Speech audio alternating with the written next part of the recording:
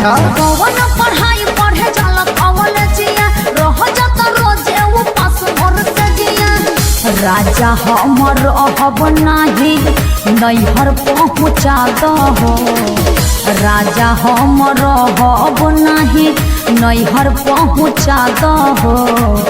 Nightie में आई करे के सिखा दो प्यार के कहरा है गोरी घर ही पढ़ा दो। अरे ऐसा ना होखेला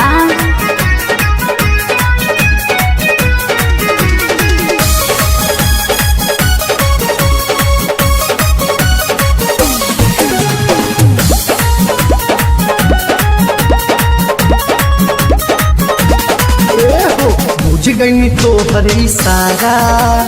पढ़े न जाइब दोबारा अब पढ़ा भी करे जा अरे माइनस प्लस के पहाड़ा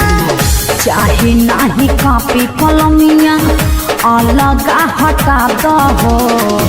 चाहे नाही कॉपी कलमिया अलग हटा दहो नाइटी में आई करे के सिखा दो प्यार के कहरा है गोरी घर ही पढ़ा दो।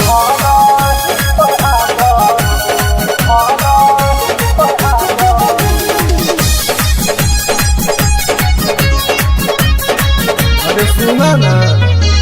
सुना ये मोरे रसगुल्ला राख किताब तनी फूला